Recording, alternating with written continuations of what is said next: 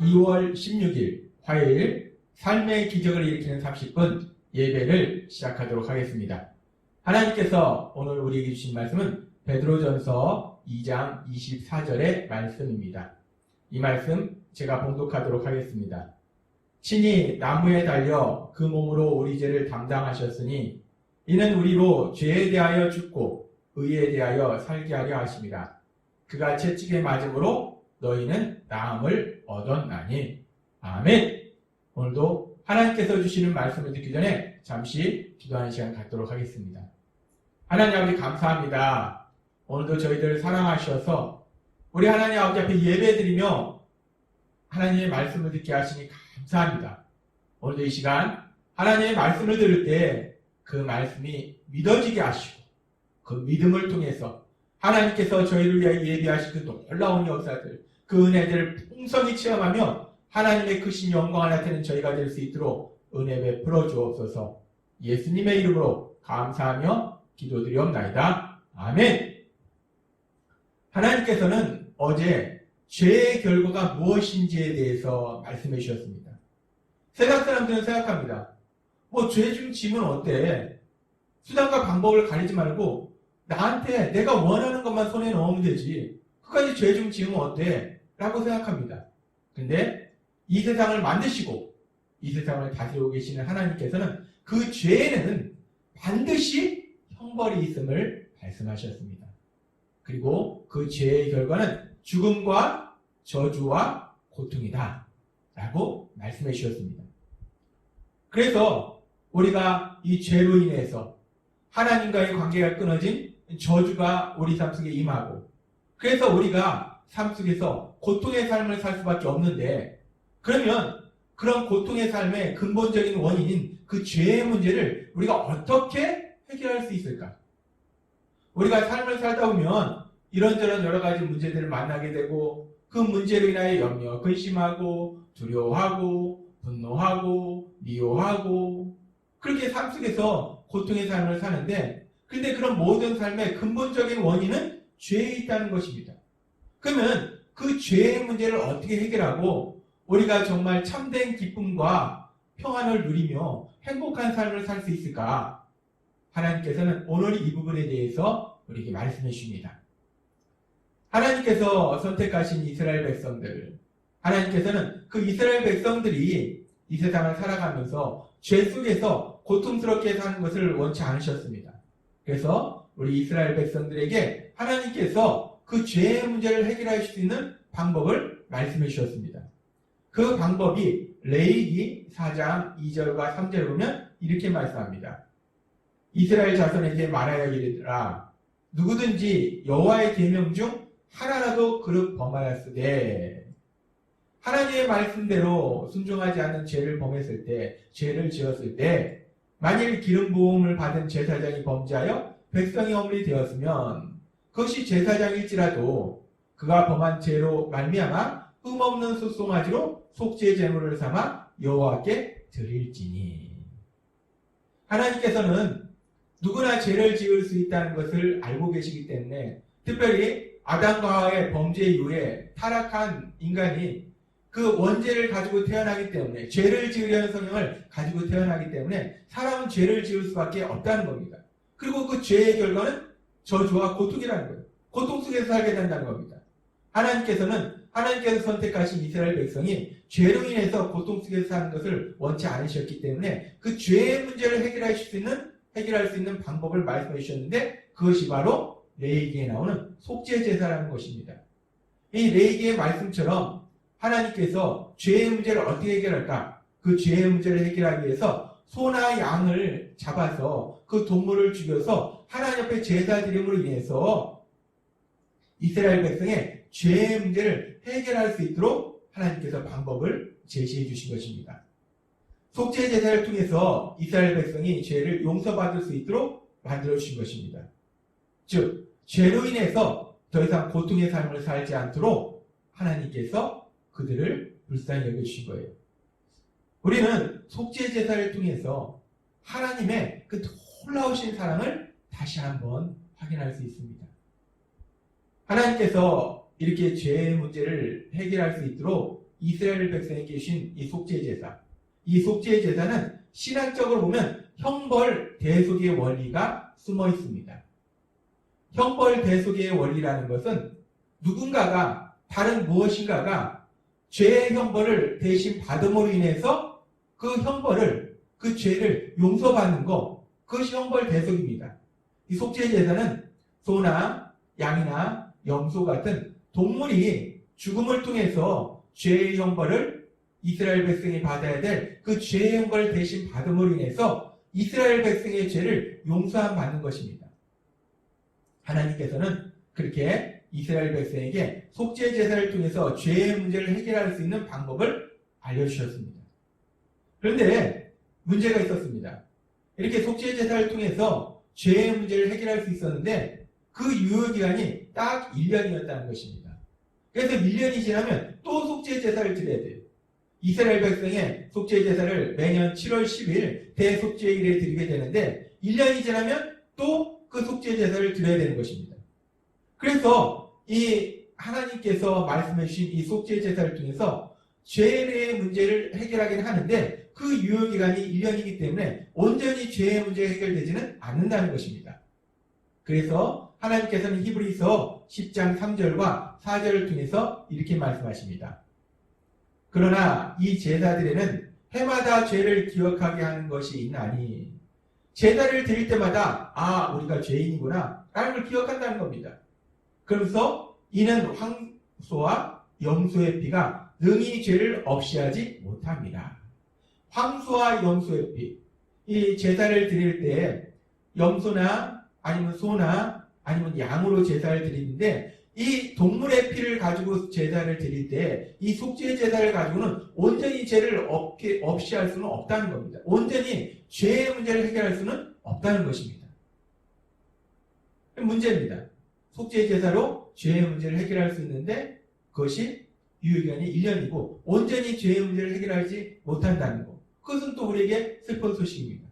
그런데 하나님께서는 그 모든 것을 아시기 때문에 시간이 지난 이후에 하나님께서 이 근본적인 죄의 문제를, 근본적인 고통의 원인인 죄의 문제를 해결할 수 있는 아주 또 다른 놀라운 방법을 우리에게 말씀해 주십니다.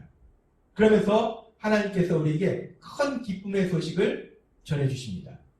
누가복음 2장 10절과 11절 말씀.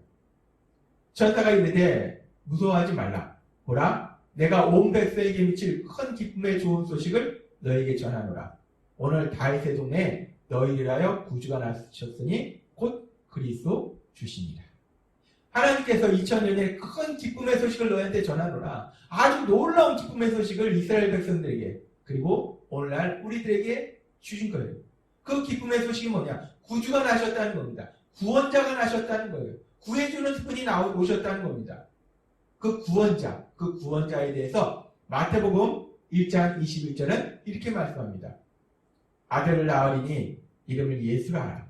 이는 그가 자기 백성을 그들의 죄에서 구원할 자이시니라. 하나님께서 큰 기쁨의 좋은 소식을 우리에게 주셨는데 그 기쁨의 소식은 무엇이냐면 구주가 오셨다. 구원자가 이 땅에 오셨다라는 말씀이에요. 그 구원자는 무엇을 하시는 구원자인가? 자기 백성을 그들의 죄에서 구원하실 것. 고통의 근본적인 원인인 그 죄에서 구원해 주시기 위해서 구원자가 오셨다라고 말씀하십니다. 이스라엘 백성에게 속죄 제사를 통해서 죄의 문제를 해결하도록 하나님께서 방법을 알려주시기는 하셨는데 그 속죄 제사는 온전히 죄의 문제를 해결하지는 못한다는 거예요. 그래서 그 죄의 문제를 온전히 해결하시기 위해서 그 죄에서 우리를 구해주시기 위해서 구원자이신 예수님이 이 땅에 오셨다라고 성경은 말씀하십니다. 그리고 우리가 성경의 말씀을 보면 예수님께서 그렇게 사람들을 죄에서 구해주시기 위해서 이 땅에 오셨는데 구원자로서 예수님은 놀라운 능력들을 행하시는 것을, 기적을 행하시는 것을 우리는 성경을 통해서 볼 수 있습니다. 그 당시 도저히 치료될 수 없는 그런 병들을 치료하시고 때로는 죽은 사람을 살리시는 기적까지 행하십니다. 때로는 오병이어의 기적을 행하시고 자연을 다스리시는 기적을 행하시고 눈에 보이지 않는 귀신을 쫓아내시는 놀라운 역사도 이루십니다. 이 구원자로 오신 예수님께서는 정말 사람들을 구원하기에, 구해주기에 충분한 놀라운 능력을 신겼음을 우리는 성경의 말씀을 통해서 알 수 있습니다. 분명히 볼 수 있어요. 근데 그렇게 놀라운 지혜신 예수님께서 어느 날 갑자기 잡히시고 십자가에서 죽임을 당하십니다. 구원자로 오신 예수님, 사람들을 죄에서 구해주셔야 되는데, 그래서 예수님께서 사역하신 동안에 보니까 놀라운 능력을 행하셔서 그 예수님은 충분히 사람들을 죄에서 구원해 주실 수 있겠다라는 생각을 할 수 있는데, 그 예수님이 어느 날 갑자기 십자가에서 죽임을 당하신다는 거예요. 예수님은 사실 하나님이시기 때문에 무엇이든지 하실 수 있는 하나님이세요. 근데 무엇이든지 하실 수 있는 하나님이신 예수님께서, 그 능력의 예수님께서 십자가에서 죽임을 당하셨다는 겁니다. 아니, 무엇이든지 하실 수 있는 그 예수님께서 왜 십자가에서 죽임을 당하셨을까? 하나님께서는 그 분명한 이유에 대해서 성경을 통해서 우리에게 말씀하실 때, 오늘 하나님께서 우리에게 주신 베드로전서 2장 24절은 이렇게 말씀하십니다. 친히 나무에 달려 그 몸으로 우리 죄를 담당하셨으니. 친히 나무에 달려 그 몸으로 우리 죄를 담당하셨으니. 친히 나무에 달렸다는 것은 예수님께서 십자가에서 죽으셨음을, 죽임 당하셨음을 말씀하십니다. 그 예수님께서 십자가에 죽임 당하심으로 인해서 우리 죄를 담당하셨다라고 말씀하십니다. 하나님신 예수님, 모든 것을 하실 수 있는 그 예수님께서 십자가에서 허무하게 죽임을 당하신 이유는 예수님께서 능력이 없으셔서, 예수님께서 죄를 지으셔서가 아니라 우리 죄를 담당하시기 위해서, 우리가 죄를 지어서 우리 죄의 형벌이 죽음인데, 우리가 받아야 될 그 죄의 형벌인 죽음을 예수님께서 대신 받으셔서 우리를 그 죄에서 구원하시고자 십자가에 돌아가셨음을 성경은 분명히 우리에게 말씀하신다는 것입니다. 그렇습니다. 예수님께서 십자가에서 죽임당하신 이유는 죄인 우리를 대신해서 형벌을 받으심을 통해서 우리를 죄에서 구해주시기 위해서 십자가에서 돌아가셨다는 것입니다. 우리가 이것을 신학적으로 형벌 대속이다 라고 말씀합니다. 예수님께서, 하나님이신 예수님께서 우리가 받아야 될 죄의 형벌을 대신 받음으로 인해서 우리가 그 죄를 용서함 받도록 역사하신 것, 그것을 형벌 대속이라고 합니다. 그렇습니다. 예수님께서 십자가의 죽으심을 통해서, 부활하심을 통해서, 형벌 대속의 사역을 통해서 우리를 죄에서 구원해 주시는 그 놀라운 역사를 이루신 것입니다. 사람들은 자신이 고통스러운 이유에 대해서 여러 가지를 이야기합니다. 때로는 내가 고통스러운 이유가 그 사람 때문에, 누군가 사람 때문이라고 생각합니다. 내 주변의 사람들, 남편일 수도 있고, 아내일 수도 있고, 자녀일 수도 있고, 부모나 형제 자매일 수도 있고, 교회 식구일 수도 있고, 회사 상사일 수도 있고, 부하일 수도 있고, 동료일 수도 있고, 이웃 사람일 수도 있고, 그렇게 내가 고통스러운 이유가 바로 그 사람 때문에 내가 이렇게 고통스럽다라고 하소연하는 경우가 있습니다. 때로는 사람들은 그 고통스러운 이유를 어떤 상황 때문이라고 얘기합니다. 내가 돈이 없어서, 내가 질병에 걸려서, 내가 일이 잘 안 풀려서, 내가 운이 없어서, 뭔가 내가 만난 그 상황 때문에 내가 고통스럽다라고 하소연합니다. 그런데 그렇게 사람들은 어떤 사람이나 아니면 상황 때문에 고통스럽다라고 생각하는데, 이 세상을 만드시고 우리를 다스리시는 하나님은 우리가 왜 고통스러운 삶을 살 수밖에 없는지 그 분명한 이유를 우리에게 말씀해 주셨다는 것입니다. 우리가 고통스러운 삶을 살 수밖에 없는 그 분명한 이유는, 그 근본적인 이유는, 물론 우리가 눈으로 볼 때는 여러 가지 이유를, 현상적인 이유를 볼 수 있겠지만 가장 근본적인 이유는 무엇이냐? 죄 때문이다 라고 하나님께서는 말씀하셨습니다. 고통 공식을 통해서 말씀해 주셨고, 죄의 결과가 무엇인지를 통해서 말씀해 주셨고, 결국 우리가 고통스러운 이유는 그 죄 때문에, 죄의 결과가 죽음과 저주와 고통이기 때문에 그 죄의 문제를 해결하지 않는 한은 우리는 고통 속에서 살 수밖에 없고 참된 기쁨과 평안과 사랑 속에서는 행복한 삶을 살 수 없다는 것입니다. 그런데 문제는 이제 무엇이 원인인지는 우리가 알았다 치더라도 문제는 그 죄의 문제를 우리의 힘과 노력으로 해결할 수가 없다는 거예요. 그래서 그 원인을 알기 때문에 우리가 잠시 소망을 가질 수 있는데 우리가 그 죄의 문제를 해결할 수 없기 때문에 우리는 다시 절망에 빠질 수밖에 없다는 것입니다. 그런데 참으로 감사한 것은 우리 하나님은 자비롭고 은혜롭고 노하기를 더디하시는 하나님이시라는 거예요. 우리가 원죄로 인해서 죄를 지으려는 성향을 가지고 태어남으로 인해서 우리는 죄를 지을 수밖에 없고 그래서 우리가 삶 속에서 고통 속에서 살 수밖에 없는데 하나님께서는 그런 우리를 질책하지 아니하시고 그런 우리를 불쌍히 여기셔서 그 죄의 문제를 해결할 수 있는 길을 열어주셨는데 그것이 바로 우리 예수님의 십자가 죽으심이라는 것입니다. 하나님께서 독생자 예수님을 이 땅에 보내주셔서 십자가에서 죽임당하시도록 허락하심을 통해서 우리가 받아야 될 그 죄의 형벌을 예수님이 대신 받으심을 통해서 우리를 그 죄에서 구원해 주시는 놀라운 구원의 역사를 이루셨다는 거예요. 그래서 우리는 이제 그 예수님의 구원을 사역을 통해서 이제 죄로 인한 고통에서 자유함을 얻어서 이제 하나님께서 주시는 참된 기쁨과 평안과 사랑을 누리는 행복한 삶으로 나아갈 수 있다는 것입니다. 하나님은 계속해서 우리에게 말씀하십니다. 로마서 5장 20절 말씀. 율법이 들어온 것은 범죄를 더하게 하려 함이라. 그러나 죄가 더한 곳에 은혜가 더욱 넘쳤나니. 죄가 더한 곳에 은혜가 더욱 넘쳤나니. 죄가 넘치는 곳에 그 넘치는 죄보다 더 큰 은혜가, 더 크신 하나님의 은혜가 임하였나니 라고 말씀하십니다. 로마서 5장 20절의 말씀처럼 우리가 죄로 인해서 우리가 고통 속에 있을 때 우리의 그 큰 죄보다 더욱더 크신 하나님의 은혜가 그 십자가의 죽으심을 통한 그 하나님의 은혜가 우리에게 임함으로 인해서 우리가 더 이상 고통 속에서 살지 않고 하나님이신 참된 기쁨과 평안과 사랑을 누리는 행복한 삶으로 우리를 인도해 주셨음을 믿습니다. 하나님은 우리를 너무나 사랑하시기 때문에 우리가 고통 속에 사는 것을 원치 않으신다는 거예요. 오늘 주신 말씀처럼 우리가 하나님의 말씀을 믿음으로 인해서 이제 더 이상 고통의 삶 속에서 헤매는 것이 아니라 하나님이 주시는 참된 기쁨과 평안과 사랑 속에서 참된 행복을 누리는 여러분이 되시길 주님의 이름으로 축원합니다.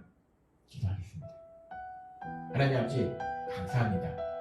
오늘도 주신 말씀처럼 우리는 원죄로 인해서 죄를 지으려는 성향을 가지고 태어날 수밖에 없기 때문에 삶 속에서 수없는 죄를 짓게 되고 그 죄로 인해서 고통의 삶을 살 수밖에 없습니다. 그런데 그런 저희를 불쌍히 여기신 하나님이신 예수님 십자가의 죽으심을 통해서 우리가 받아야 될 형벌을 대신 받음으로 인해서 우리를 죄에서 구원해 주시니 감사합니다. 하나님, 그 예수님의 십자가 죽으심을 통해서 우리를 죄에서 구원하신 그 구원의 놀라우신 역사가 우리의 삶이 될 수 있도록 그래서 우리가 날마다의 삶 속에 하나님이신 참된 기쁨과 평안과 사랑을 누리는 참된 행복을 누리는 저희 모두가 될 수 있도록 은혜 베풀어 주옵소서. 예수님의 이름으로 감사하며 기도드리옵나이다. 아멘. 이 시간 하나님께서 오늘 우리에게 주신 말씀을 묵상하면서 조용히 기도하는 시간 갖도록